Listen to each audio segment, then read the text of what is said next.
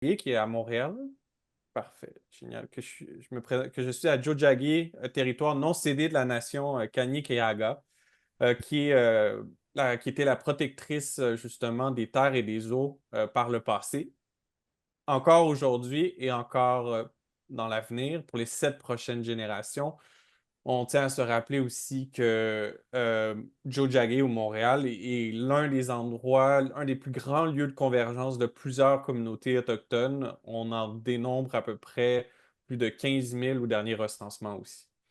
Donc ce soir, on a la chance d'avoir avec nous Samuel, qui est coordonnateur des communications à Nature Nouveau-Brunswick.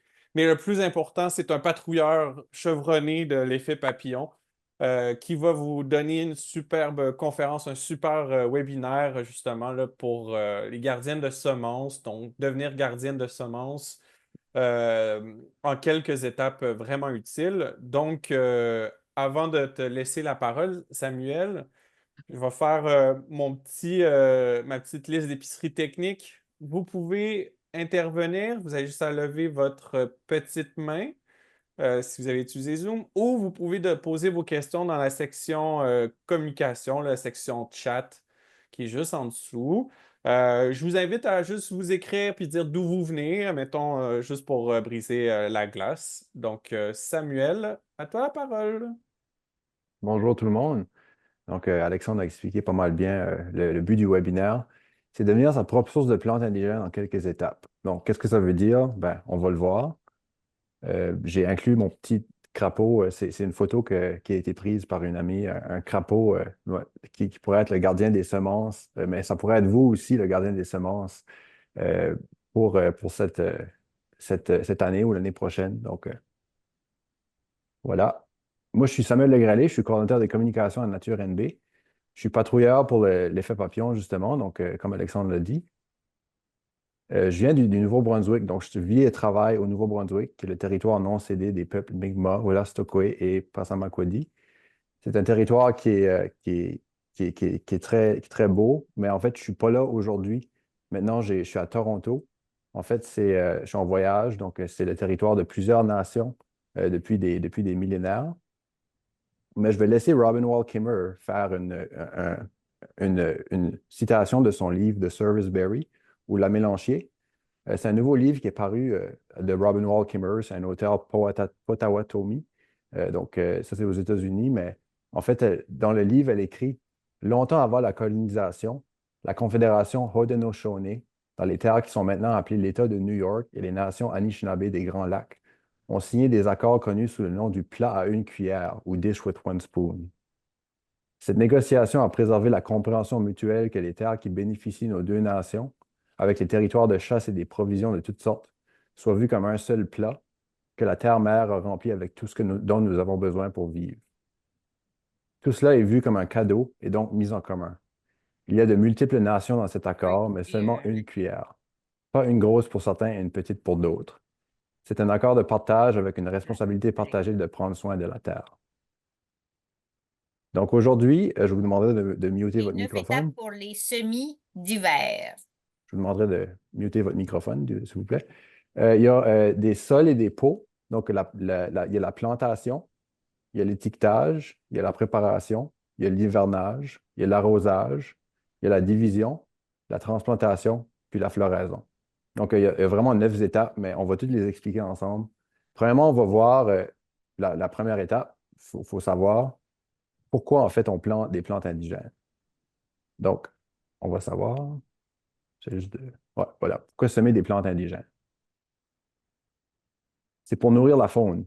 En fait, l'utilisation exclusive des plantes non indigènes, ça menace les insectes, comme les dizaines d'abeilles spécialistes qui proviennent de nos régions. Il y a des abeilles qui se nourrissent du pollen de certaines plantes. Il y a des insectes qui sont herbivores, qui ont coévolué avec ces plantes-là. Mais pourquoi les insectes sont importants? C'est parce qu'ils transfèrent l'énergie des plantes indigènes aux vertébrés, comme les autres animaux, comme nous. Puis en fait, moins de plantes indigènes, ça donne moins de faune, justement. Puis, donc, 96% des oiseaux terrestres en Amérique du Nord élèvent leurs bébés sur des chenilles. Donc, c'est un fait intéressant qui montre que les insectes sont très importants, en fait, pour surtout les chenilles, ben, les arbres indigènes, les plantes indigènes sont très importantes pour la faune. Pour l'habitat aussi, les plantes indigènes améliorent grandement la rétention de l'eau puis la résilience des sols à cause des racines fortes. Les plantes ligneuses, composées de bois en partie, fournissent une bonne structure pour la faune. Donc, les perchoirs, les nids, les terriers, les lieux de refuge, c'est tout grâce aux buissons puis aux arbres dans la forêt. Donc, lorsqu'elles meurent, les plantes indigènes ont une deuxième vie. Donc, le bois, comme le bois, par exemple, quand il pourrit, ça donne de l'habitat pour les pics-bois. Comme par exemple, le pic maculé peut faire des trous dans les arbres, puis peut en fait nourrir des fourmis qui va manger, se nourrir de fourmis. Puis en fait, il va nourrir des colibris qui passent, qui veulent du sucre pour leur provision. Donc, ça, c'est comme un exemple de comment les plantes indigènes peuvent aider l'habitat. Mais aussi pour leur beauté. Les plantes indigènes sont très nombreuses, puis sont très belles aussi. Donc, on n'a pas besoin de se justifier tant pour les planter. Elles sont vraiment belles en soi. Donc, qui peut le faire? Les jardiniers. Donc, si vous êtes déjà jardinier, vous serez bien servi. Les curieux, si ça vous tente d'expérimenter un peu. Puis tous les gens cherchant à faire une différence. Donc, c'est une excellente façon de faire une différence, de planter des plantes indigènes dans son jardin. Maintenant, pour commencer à planter des plantes indigènes, il faut surmonter la dormance. Donc, la graine, en fait, a besoin d'une stratification froide-humide. Ça, c'est un mot qui veut dire que la graine a besoin de l'hiver pour parfois briser la coquille de la graine. Parfois, il y a des mécanismes plus complexes, mais la graine a besoin d'être brisée par l'hiver. Donc, la coquille ou l'embryon a besoin d'être stimulé par l'hiver pour germer. Donc, ce n'est pas comme planter une fève dans le sol. C'est vraiment la stratification froide-humide qui est importante. Puis ça va être l'hiver, le froid, en fait, qui va le briser. La chaleur et la lumière, ensuite, avec le printemps, ça nous demande de semer en surface, à moins qu'on ait une indication contraire. Donc, il y a plusieurs facteurs qui font que les graines vont germer, mais la chaleur et la lumière, c'en est une. Donc, si vous ne le savez pas, ouais, c'est pas comme planter une fève. Avec cette méthode, les plantes sont toujours dehors. Donc, vos plantes vont être dehors, ils vont jamais rentrer en dedans. Puis ça, c'est un avantage pour ceux qui ont une maison avec une cour. Pour les gens qui ont un appartement, ça peut être difficile, mais je suis sûr qu'il y a une façon, si vous parlez à vos voisins de cette méthode ou quelqu'un que vous connaissez qui peut le faire, puis on ne sait jamais. Des fois, il y a des espaces qui pourraient se libérer.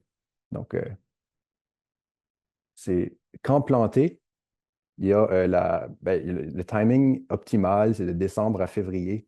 Le temps, c'est vraiment important parce que ne faut pas que ce soit trop tôt. Sinon, on a une germination hâtive. Donc, si on le planterait tout de suite, alors maintenant, je parle, on est le début décembre. Dans certaines régions, fin novembre, début décembre, certaines régions du Canada, c'est encore trop chaud.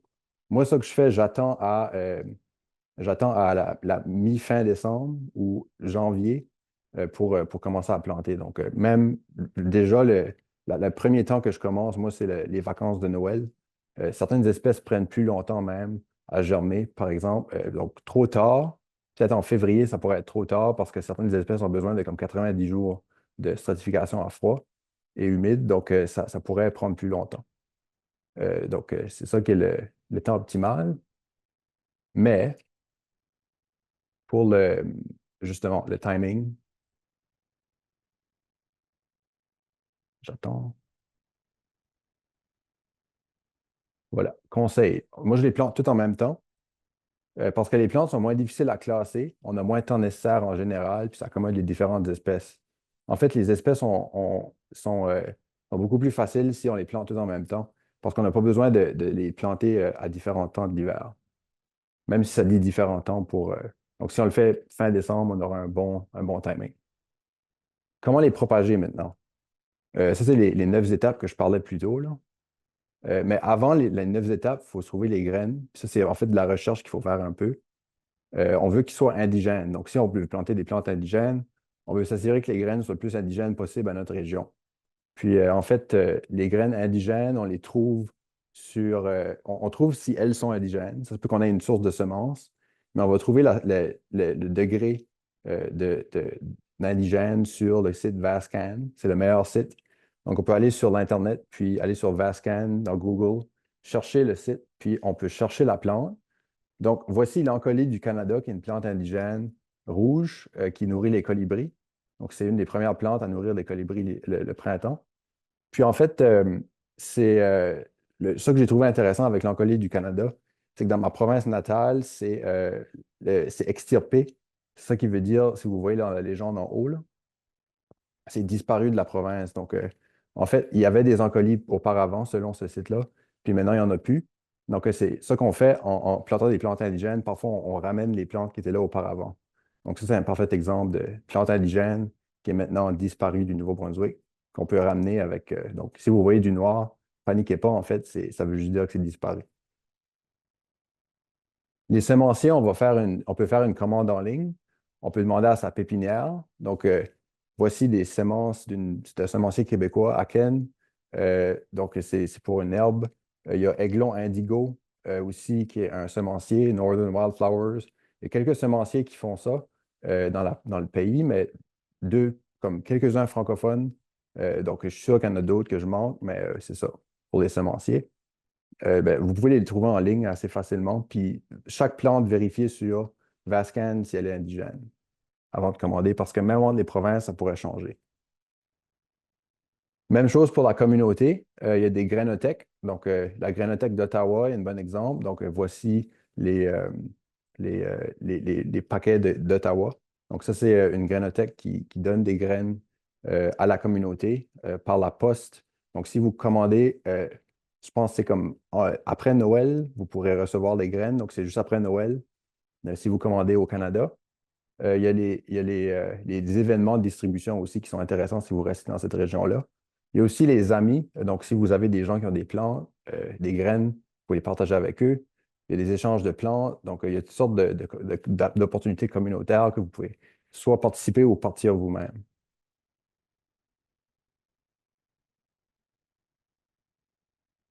Donc, la collecte personnelle, c'est un apprentissage à long terme. Donc, c'est justement, c'est la troisième méthode, là. C'est un peu plus complexe parce qu'il faut savoir quelles plantes sont lesquelles. Ça va être soit en jardin ou en terre non cultivée, donc dans la forêt ou dans les champs. Mais en jardin, c'est beaucoup plus facile parce que vous saurez probablement quelles plantes sont lesquelles si vous les avez plantées vous-même ou si vous pouvez les voir plus tôt. Donc, l'identification est beaucoup plus facile si c'est dans votre jardin, mais c'est ça. Donc, il y a une surveillance des conditions qui doit être faite aussi. Si vous voulez surveiller les plantes dans votre jardin pour la germination, la maturité, je veux dire, optimale, en fait, c'est parfait parce que si vous, par exemple, la meilleure façon, c'est de secouer un peu les graines dans beaucoup de cas. Comme par exemple, ici, on voit l'aster de Nouvelle-Angleterre. On peut le secouer. Puis si les graines ne tombent pas, c'est probablement pas prêt encore. Il y a quelques plantes qui auront besoin d'autres méthodes plus compliquées, là, mais comme vous pouvez probablement les enlever avec votre main pour vérifier si c'est prêt. Puis si ça s'enlève vraiment facilement, les chances sont que c'est prêt, mais là, je ne peux rien garantir. Donc, vous pouvez retourner au site aussi pour voir la maturité. Il y a une diversité génétique aussi qui est intéressante dans les graines qu'on n'a pas dans certains buissons, on peut faire des cuttings ou des choses. Alexandre, oui? Sam, je te prends la balle au bon. Il y a une question dans la section chat pour toi Oui. qui provient de Patricia Fanson. Date d'expiration des semences, est-ce que c'est important ou pas? Date d'expiration des semences, ça peut. C'est pour ça que je vous encourage à les dépenser le plus vite possible parce que ça peut vraiment dépendre de la semence. C'est vraiment, je ne dirais pas qu'il y a une date d'expiration fixe pour les semences. Le plus tôt que vous essayez, le mieux. Puis parfois, ben, c'est ça justement, si vous allez collecter les graines trop vite, ça se peut qu'il n'y ait pas de date d'expiration puis la graine soit juste vide. Donc, il y a beaucoup de cas où la graine va déjà être expirée. Puis donc, c'est pas comme aller au magasin puis voir une date d'expiration, là. C'est le plus tôt le mieux, moi, je dirais, pour les planter. Donc, ce que je fais, moi, je les plante la même année que je les récolte. C'est la technique qu'Ottawa utilise puis que beaucoup de gens utilisent maintenant. Puis, vous pouvez les garder pour quelques années, mais ça dépend de la semence ou de la grosseur. Il y a toutes sortes de facteurs. Donc, ouais, j'espère que ça répond à la question. Puis la récolte honorable, c'est le principe que je voulais vous parler aussi.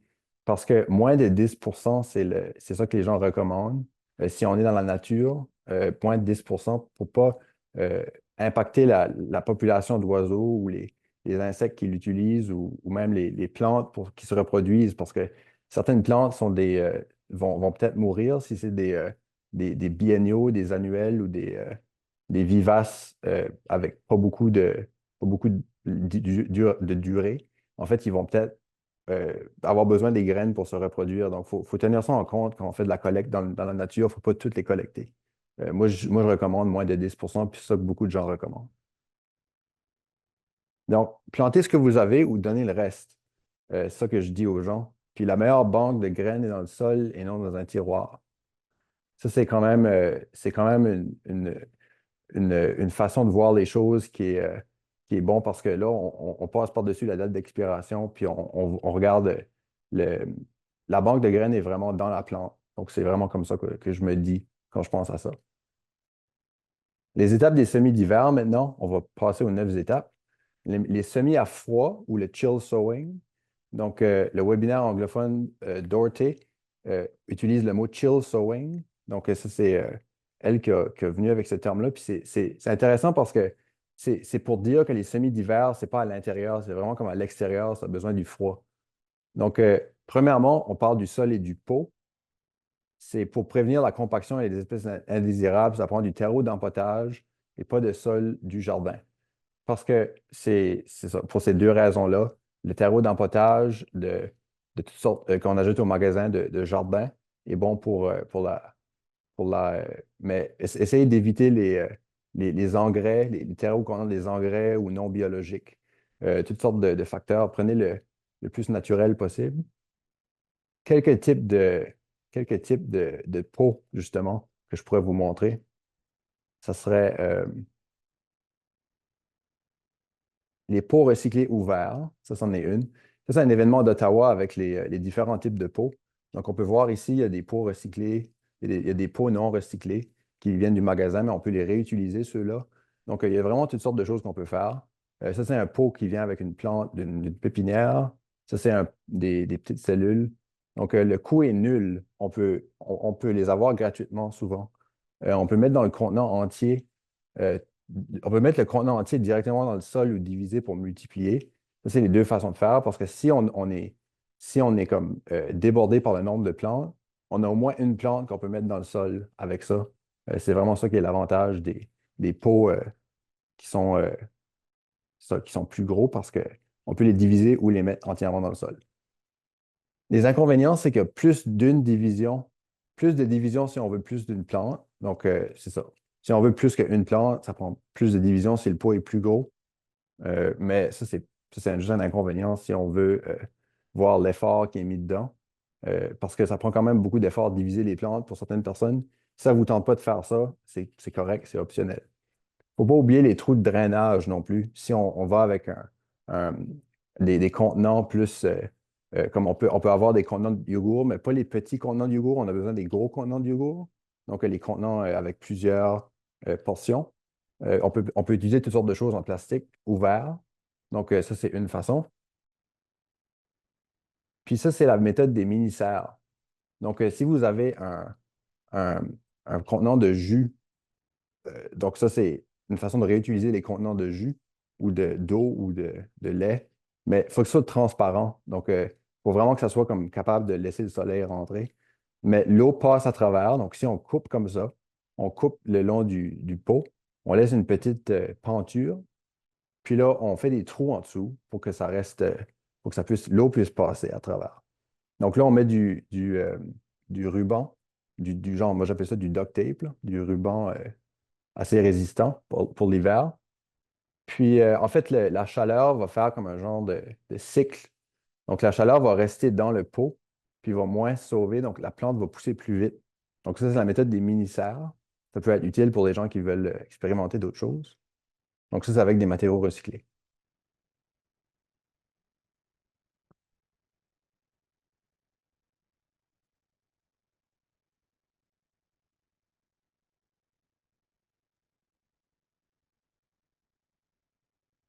Des petits problèmes de... Sam, est-ce que Là. tu veux que j'ouvre le plancher pour s'il y a deux petites questions, commentaires? Oui, c'est bon. Oui, Parfait. j'essaie de passer à la prochaine Oui, c'est super. diapo, mais J'ai vu que ça prenait un temps certain, un certain temps, là. Je ne sais pas si parmi les participantes et participants, si vous aviez des questions, commentaires, ce que Mélanie Wallet disait, là, qui s'occupe justement de la grainothèque à Ottawa, là, elle disait justement pour les semences, là, elles sont viables, c'est 5 ans max. Je ne sais pas s'il y avait d'autres personnes qui voulaient réagir à ce que Sam a dit ou avaient des questions. Je vous inviterai à peut-être juste lever votre main si vous avez des questions. c'est ça. Donc, pour les cellules et les plateaux, moi, c'est une de mes méthodes préférées parce qu'en fait, on a moins besoin de diviser si on veut beaucoup de plantes.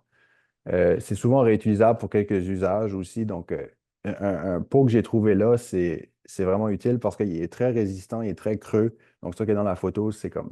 Puis le plus creux, le mieux. Donc, puis souvent, les semis vont essayer de se battre dans le pot, mais le semis le plus fort va gagner. Donc, ça va faire des plantes plus résistantes si on ne divise pas chaque plante.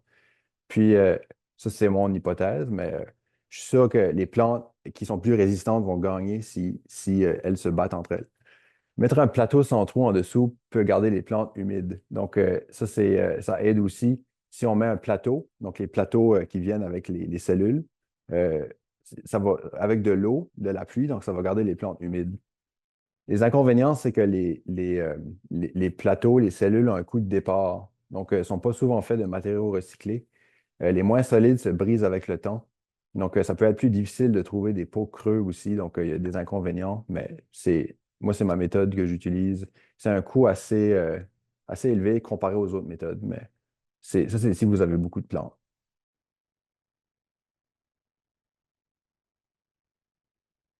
Puis, c'est ça. Donc, les pots Root Trainer, c'est des pots optionnels. Donc, moi, ça c'est mes préférés, en fait, mais ça peut coûter quand même assez cher. Mais les plantes, en fait, vont pas avoir de racines entremêlées entre eux. En fait, les racines ne vont pas se briser quand on va enlever la plante du sol. Ça va être vraiment plus facile à utiliser. Donc, si vous trouvez ces pots-là Root Trainer, vous pouvez les utiliser aussi. Donc, c'est intéressant. Les racines creuses donnent des. C'est fait avec un pot creux. Puis c'est bon pour aussi minimiser la terre utilisée. Mais il faut comprendre que les plantes indigènes ont des racines creuses. Donc, un pot creux aide beaucoup à donner des. Parce que si le pot n'est pas creux, les racines ne vont jamais avoir de l'espace pour descendre. Puis, un conseil que je donne aux gens, c'est d'utiliser le moins de tourbe possible. Parce que la tourbe aide beaucoup les racines à respirer. C'est un des meilleurs médiums de croissance. Ça provient de la tourbière. Donc, la tourbière, c'est un écosystème aussi. Il y a plein de plantes indigènes qui poussent là. Mais c'est ça, il y en a beaucoup au Canada, mais c'est quand même pas une ressource renouvelable à 100% parce que ça prend des dizaines de milliers d'années à se régénérer. Donc, il faut être conscient, réduire l'utilisation du sol, recycler le sol d'année en année. Ça aide tout à sauvegarder cet écosystème-là pour le futur. Donc, ça, c'est un conseil. La plantation, la deuxième étape. Il y a des conditions de germination avec qui sont optimales pour les plantes indigènes qu'on n'a peut-être pas en tête. Par exemple, on peut presser un peu votre sol avec la paume parce que vu que la tourbe est respire beaucoup déjà, si on presse avec la paume, ça va aider à que les graines n'aillent pas trop creux puis que la lumière puisse les toucher. Donc, si le sol est un peu pressé, ça va aider. Si vous dispersez les graines dans le pot au besoin, ça va aider à faire un genre un truc égal, là, comme les plantes vont se répartir également, puis pas trop être mêlées, donc en théorie. Respecter les conditions de la nature aussi. Il faut vraiment respecter comment la nature aime ça. Donc, la nature plante pas toutes les plantes à la même place, donc va les éparer, va les répandre. Puis ça va être souvent en surface à moins d'indications. Donc, c'est toutes les façons que la nature fait. C'est juste des façons que la nature fait qui ont été pensées donc de cette façon-là. Au nord d'un mur, ça, c'est la façon de le mettre contre la maison, là, à l'ombre, idéalement. Puis trop de soleil, ça brûle les plantes. Donc, il faut vraiment vous le mettez comme dans votre maison. Vous avez comme peut-être un mur ou comme qui est au nord, mais essayez de le mettre là. Parce que si le soleil du sud frappe les plantes trop longtemps, ça pourrait les brûler. Puis, si vous les mettez dehors, ne mettez pas de toit au-dessus parce qu'il faut que ça reçoive la pluie et la neige. Donc, pour la plantation, c'est ça, c'est vraiment ça que c'est, là. Euh, Puis, l'étiquetage est important parce que, par exemple, si vous n'avez pas d'étiquette, vous pouvez peut-être oublier l'espèce que vous avez plantée si vous en avez beaucoup. Puis, en fait, c'est une des étapes les plus importantes pour les gens qui poussent plus qu'une espèce. C'est probablement vous, si vous êtes un peu intéressé par ça. Euh, Ça que j'aime faire, moi, c'est utiliser des étiquettes de peau de yogourt avec des marqueurs permanents à base d'huile. Parce que les marqueurs à base d'eau, ça va se délaver puis ça va couler dans le sol. Mais les marqueurs permanents, à base d'huile, ça va plus rester sur les étiquettes. Mais il n'y a pas de garantie, là. C'est toujours mieux de faire digital et ou papier, d'avoir deux méthodes. Parce que ça que moi j'utilise, c'est Excel. Donc, j'ai des petits tableaux comme ça. C'est toutes mes espèces avec les codes. Ça, c'est la date que je l'ai planté. Puis, donc, il y a toutes sortes d'informations qu'on peut mettre. Donc, c'est plus détaillé. Puis, ça que j'ai fait, ben, ça, c'est vraiment optionnel, mais j'ai été plus loin, puis j'ai fait une genre de carte de mes cellules. Donc, chaque carré représente un cercle. Donc, on peut faire toutes sortes de façons d'étiqueter les espèces, mais ça, c'est la méthode que j'ai utilisée. Chaque numéro correspond au numéro des espèces. Donc, c'est un peu ça que ça donne. La préparation maintenant. Euh, donc, une fois que vous avez étiqueté vos espèces avec au moins deux méthodes, vous avez planté comme il faut, c'est le temps de préparer à l'hiver. Donc, il y a plusieurs façons de préparer ça à l'hiver. Il y a un risque de perte d'étiquettes. Donc, comme que je viens de dire, les étiquettes, c'est important, mais si vous les perdez, ça pourrait être, si vous avez plus seulement une méthode d'étiquetage ou si vous avez deux méthodes qui se dépendent sur ces étiquettes-là, ça peut être un peu difficile. Les pots peuvent tomber aussi par terre. Donc, faire les plantes tomber par terre. Donc, surveillez-les un peu, puis mettez-les un contre l'autre. Il y a des rongeurs, des oiseaux, puis d'autres animaux curieux qui pourraient peut-être aller après vos graines. Donc, ici, on voit qu'un écureuil a essayé d'aider à planter des plantes, mais c'était pas, je pense que ce n'était pas les bonnes, puis il n'a pas utilisé la bonne méthode. Donc, on a toutes sortes de facteurs qui pourraient faire que les graines ne fonctionnent pas. La météo va changer aussi, donc on a toutes sortes de facteurs. On sait qu'on vit dans une époque qui change beaucoup. La météo est plus comme elle était, donc il y a beaucoup d'eau, beaucoup plus d'eau, puis c'est beaucoup plus difficile l'hiver. Donc, comment accroître ses chances de succès? Ben, on peut utiliser un écran ou un moustiquaire pour protéger des rongeurs. On peut mettre des feuilles, on peut mettre de la neige. On peut mettre au niveau pour éviter le ruissellement. Ça, c'est vraiment une étape intéressante. Mettre au niveau, je veux dire, prendre toutes les pots et les mettre sur la surface la plus plate possible pour pas que les plantes se ramassent, les graines se ramassent toutes dans le coin du pot. Donc, c'est comme toutes des techniques qu'on peut utiliser pour avoir plus de succès. Mais c'est toujours comme un degré de succès, c'est jamais oui ou non. Donc, parfois on aura un peu de succès, parfois on aura beaucoup de succès, puis il ne faut pas laisser ça nous décourager. Les cellules, ça que je dis, c'est je mets un plateau en dessous pour l'eau. J'ai eu beaucoup de gens qui m'ont dit ça, que c'était comme utile. Donc, le plateau en dessous va aider à réduire l'arrosage. Donc, ça, c'est intéressant. La méthode des mini-serres aussi est utile. Donc, ça peut aider à faire les plantes pousser plus vite. Mais il faut se rappeler que c'est jamais tout ou rien. Donc, c'est toujours un degré de succès. L'hivernage, maintenant, ça, c'est l'étape qu'on attend le plus longtemps. Soyez aux aguets pour pelleter la neige, mais pas trop. Donc, quand vous avez des souffleuses à neige maintenant qui pourraient pelleter du sel sur les plantes, ça pourrait les faire mal. Puis aussi, si c'est près des chemins aussi, il y a un risque de sel. Ça, c'est négatif pour les plantes. Mais mettez pas trop de neige aussi dessus, ça pourrait comme compacter les pots trop. Puis il faut aussi savoir quand le temps est venu d'enlever la protection.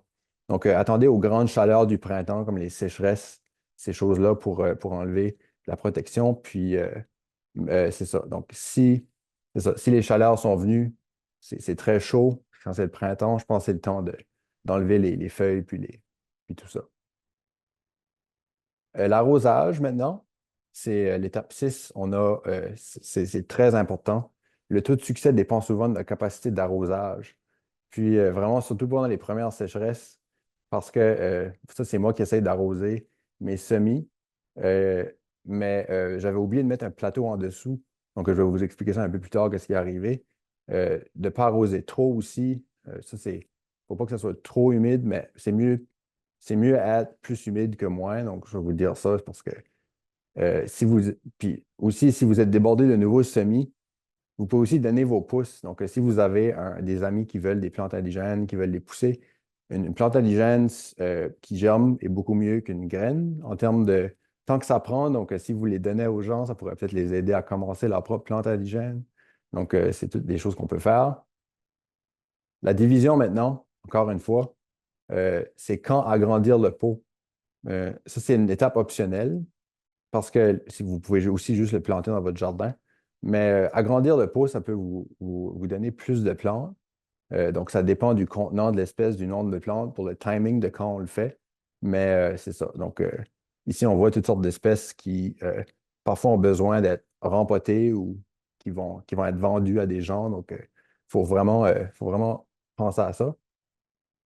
Arroser avant et après, ça, c'est moi qui essaye de diviser des plantes. En fait, quand j'arrosais, j'ai oublié d'arroser pour quelques jours, puis il y a plusieurs plantes qui sont mortes. Donc, je pense qu'arroser, c'est l'étape que les gens oublient le plus souvent. Mais si vous arrosez bien, je pense que votre succès après la germination va être beaucoup plus grand. Donc, c'est arroser avant la division ou faire tremper. Ça évite les racines trop mêlées. Donc, ça, c'est un autre facteur, mais c'est pas si grave. Je pense que les plantes vont s'en remettre. Après la division, ben, votre succès en dépend. Parce que si les plantes assèchent, ils sont mortes, il est trop tard. Mais j'en ai quand même conservé quelques-unes, donc je n'ai pas complètement perdu mes plantes cette année. La transplantation maintenant, c'est l'arrosage, c'est encore une fois, avant puis après la transplantation. Une autre technique que j'utilise, que j'ai vue aussi, c'était une bouteille comme ça, qui était avec un petit embout que vous voyez. L'embout, on peut l'acheter au magasin, là, comme vraiment pour pas cher. Puis ça, c'est sur n'importe quelle bouteille. Donc, n'importe quelle bouteille on peut le tordre. C'est un embout qui permet d'arroser vraiment gentiment, là. Ça aide beaucoup à arroser. Ça, c'est quand les racines sont bien établies, quand il y a une belle structure dans le sol. Donc, c'est ça, c'est l'importance d'avoir un pot assez creux. Euh, c'est bon quand les plantes sont 3 à 4 pouces, 8 à 10 cm, donc à peu près cette taille-là, là. Mais ça dépend de la plante, mais c'est à vous de savoir. Je pense que on peut reconnaître instinctivement une plante qui est en santé aussi, puis vigoureuse. Mais il ne faut pas aussi pas le faire trop tard. Donc, si c'est tard en automne, c'est mieux d'attendre à l'an prochain. Il y a tout ça à prendre en compte pour les plantes, parce que si on plante trop tard, les plantes vont pas avoir le temps de s'adapter au sol, puis vont geler pendant l'hiver, puis vont mourir. Donc, c'est mieux d'utiliser une autre technique pour quand il est trop tard dans l'année. Donc, si vous avez vos plantes, il est trop tard, vous pouvez justement vous pouvez les mettre de nouveau dans les pots, les rester dans les pots en fait. Pas les remettre, mais les garder dans les pots avant de les transplanter. Puis, ce qui va arriver, c'est qu'on peut mettre le pot dans la terre, puis on peut mettre des écrans, des feuilles ou des copeaux. Donc, il y a toutes sortes de choses qu'on peut mettre par-dessus pour les protéger, mais c'est pour aider les plantes à être mieux préparées à l'hiver qui va s'en venir. Donc, ça, c'est après qu'on a des plantes, on peut attendre à l'année prochaine avant de les planter. Mais si c'est trop tard dans l'année, il faut les protéger. Pas de gaspillage aussi, parce que si vous avez des plantes qui n'ont pas marché, vous pouvez réutiliser votre terre parce que justement, les racines sont peut-être viables. Il y a une chose intéressante avec les plantes, c'est que parfois, il y a une dormance double. Donc, une dormance double, ça veut dire que ça prend 2 ans à germer. Donc, si jamais que votre fleur a une dormance double, puis vous ne le savez pas, peut-être que les graines vont être encore dormantes, puis vont germer l'an prochain. Donc, ça, c'est une autre possibilité. C'est pour ça qu'il faut garder nos pots pour l'an prochain, puis il ne faut pas les jeter. Mais c'est ça, pas de gaspillage. Puis les racines aussi sont peut-être viables aussi, si jamais. Donc, l'étape finale, ben, c'est juste regarder nos plantes fleurir. Mais il faut croire, on peut croire que ça va être la première année, mais parfois ça peut prendre quelques années. Ça dépend vraiment des conditions de germination, mais aussi de la façon qu'on les a faites. Donc, les mini-serres, ça peut aller plus vite. Il y a quelques techniques qui peuvent aller plus vite pour ça. Mais c'est ça. Quand on les plante plus jeunes, en fait, ça se peut que ça se peut que les plantes allent dans la terre puis qu'il y ait des plus grandes racines. Donc, c'est parce que justement, ils auront plus de place à pousser, puis peut-être que la fleur va sortir plus vite.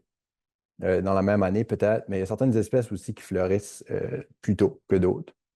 Parce que les trilles, par exemple, les trilles rouges, c'est une plante, ça c'est celle qui est dans la photo, mais les trilles peuvent prendre jusqu'à 7 à 8 ans pour faire une fleur. Donc, c'est vraiment certaines espèces qui sont beaucoup plus longues que d'autres.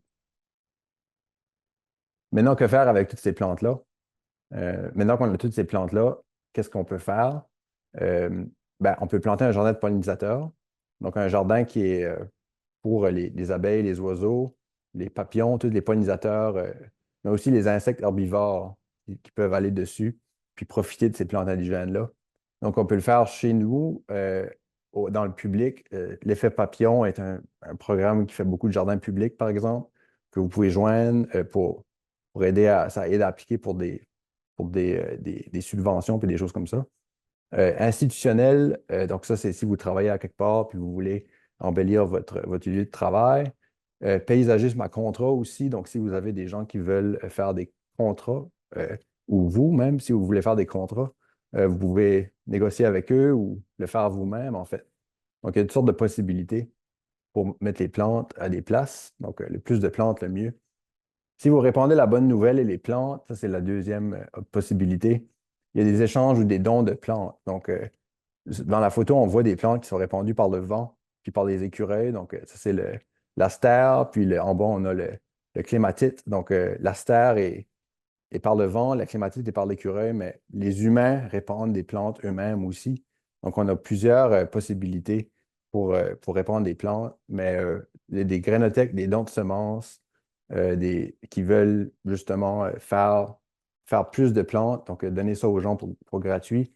Des groupes Buy Nothing, vous pouvez aussi vendre vos plantes, ça vous tente, mais faites sûr qu'elles sont bien identifiées. Puis ça, c'est la meilleure façon de ne pas décevoir les gens. Si vous expérimentez, en cas d'échec, vous aurez au moins appris. Donc, si vous avez un échec, qui n'est pas vraiment un échec, parce que vous aurez appris, vous saurez quoi pas faire la prochaine fois. Puis vous pouvez réessayer l'an prochain si vous avez perdu une espèce, puis c'est peut-être même pas votre faute. Parce que parfois, on récolte des graines qui ne fonctionnent pas. Jetez pas votre terre. Encore une fois, la dormance double peut être intéressante. Puis ça peut donner même un meilleur sens d'accomplissement d'avoir vaincu la dormance double pour 2 ans. Puis là, si vous rejoignez une communauté puis vous partagez vos défis aussi, ça peut aider. Puis l'observation, ça, c'est une étape importante parce qu'on oublie souvent de le faire, mais comme si vous avez des pollinisateurs qui visitent votre jardin ou toutes sortes de choses, que si les fleurs arrivent plus tôt cette année-là ou plus tard, c'est bon de le noter dans votre journal ou dans vos notes. Mais une façon de faire un journal de nature que je vous invite à vérifier sur le site Wild Wonder. Donc, ça, c'est un site qui permet de télécharger un zine en français pour faire du journal nature. Donc, ça, c'est vraiment l'observation. Euh, c'est créer sa propre source de stimulus. Donc, ça peut vraiment améliorer notre compréhension de la nature. Ça peut nous rendre vraiment plus conscients de ce qui se passe dans le jardin. Donc, il y a beaucoup d'avantages à faire ça.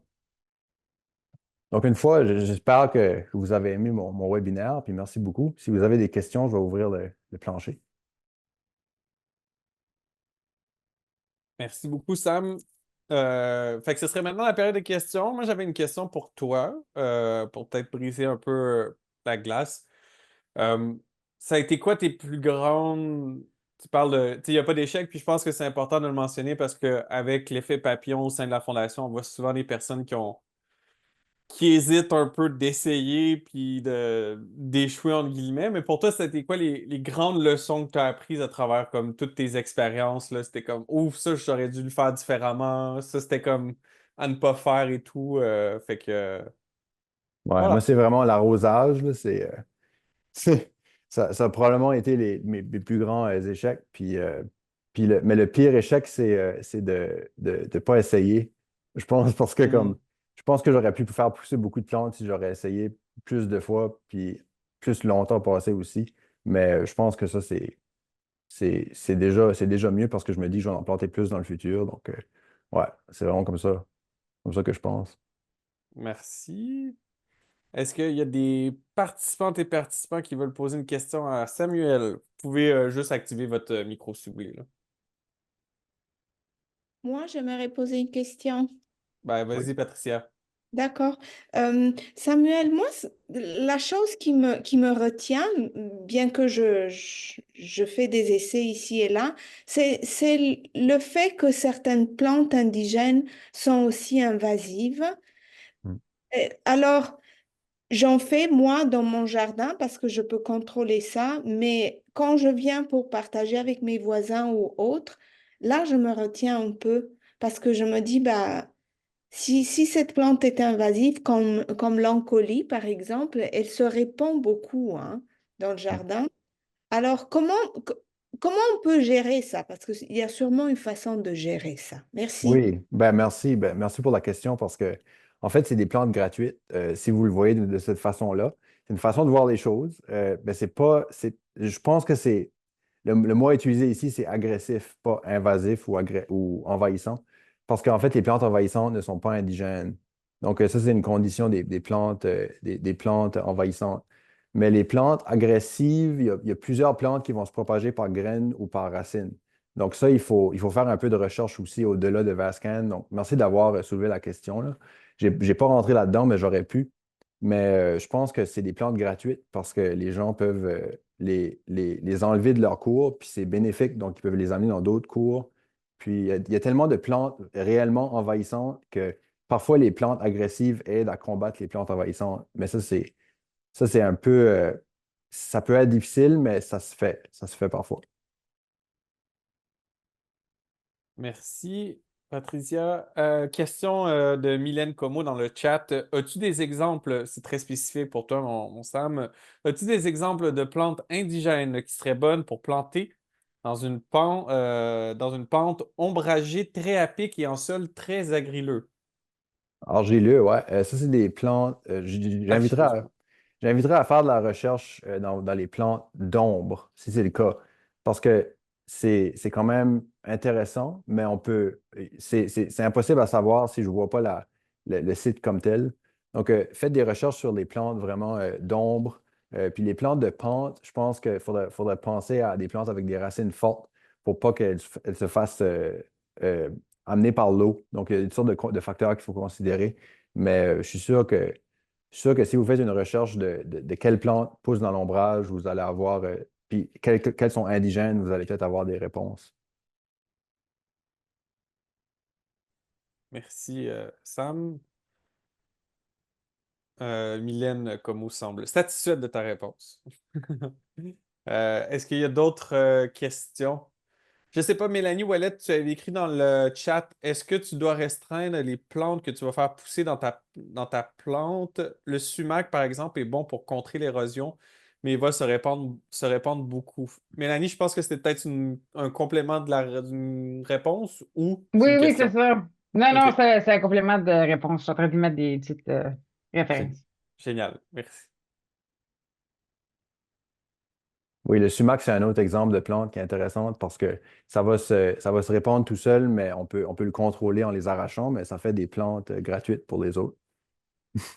Mais faut quand même considérer que le sumac va pousser là où on le plante. Donc, il va se propager par racine. Parfait. Est-ce qu'il y a d'autres questions, interventions? Vous pouvez partager aussi vos expériences aussi. Bah, s'il n'y a pas de questions, moi j'aimerais bien savoir quelles plantes t'ont donné les meilleures réussites. Chut. Les meilleures réussites en termes de plantation, moi je dirais que c'est vraiment. Ben, je pense que dans tous les cas, c'est les plantes agressives qui sont les plus faciles. Surtout les verges d'or du Canada, ça, j'ai pas de problème avec. Mais en termes de réussite pour les plantes plus attirantes, peut-être, je dis pas que la verge d'or n'est pas attirante, ça peut être attirant si on la contrôle. Une façon de contrôler la verge d'or, c'est de les couper au mois de juin quand ça vient trop haut, on les coupe. puis avant que ça devienne trop haut, puis là, ça va les contrôler. Mais une autre plante qui est attirante, c'est l'asclépiade des marais ou incarnate. L'asclépiade incarnate, swamp milkweed. Pour le papillon monarque, c'est vraiment une bonne plante à commencer. Puis en fait, ça va attirer des monarques. Donc, possiblement, je ne garantis rien, mais ça se peut que vous ayez des monarques sur cette plante-là. Mais l'intérêt du groupe Gardien des semences, c'est qu'on peut faire pousser des plantes pour les monarques adultes.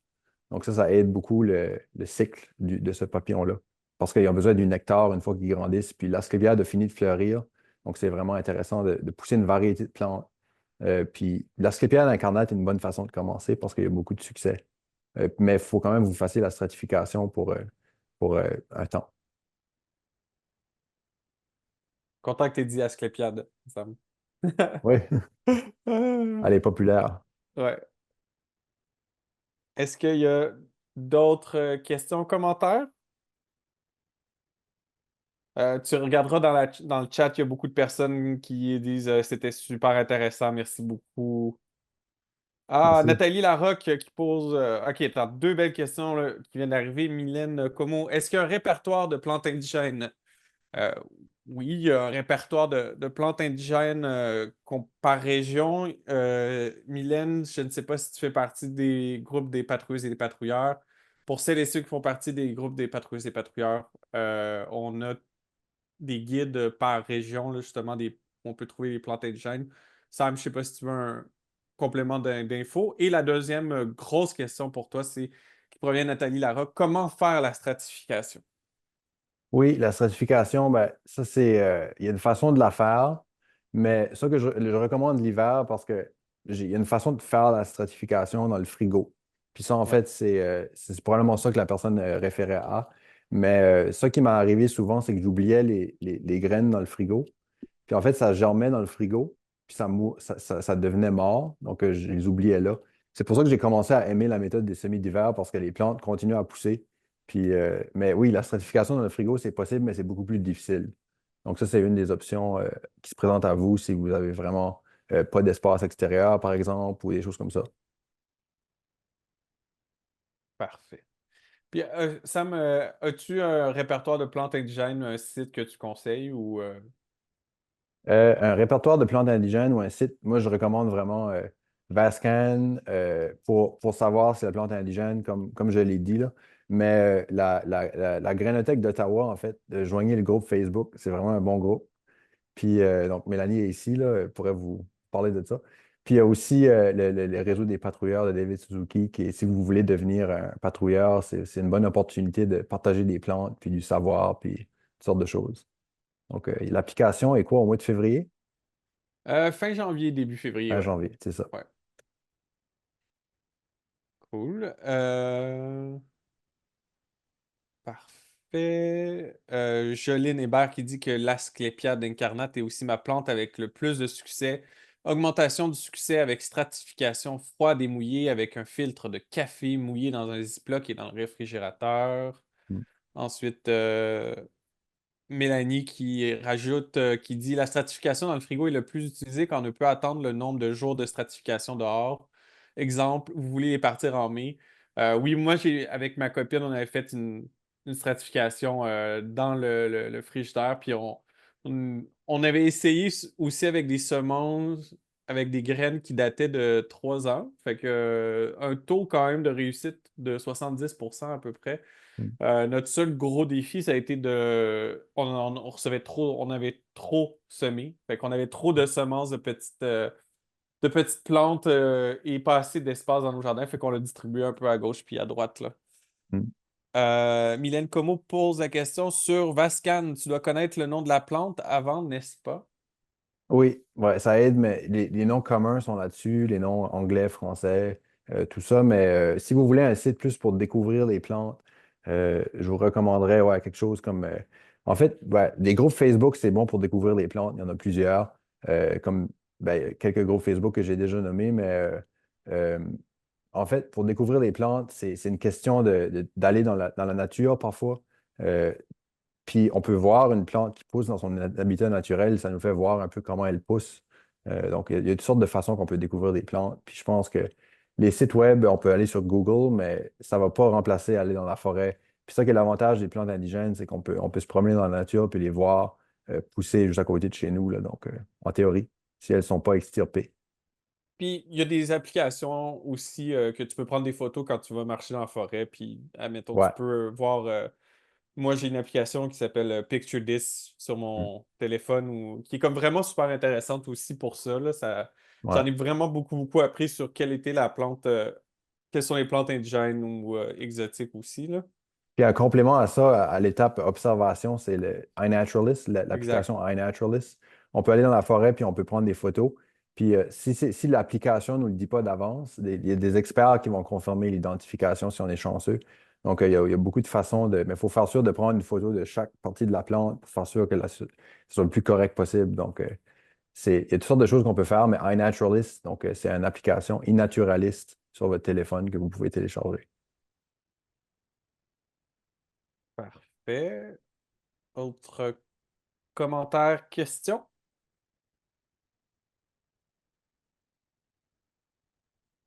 N'en vois pas.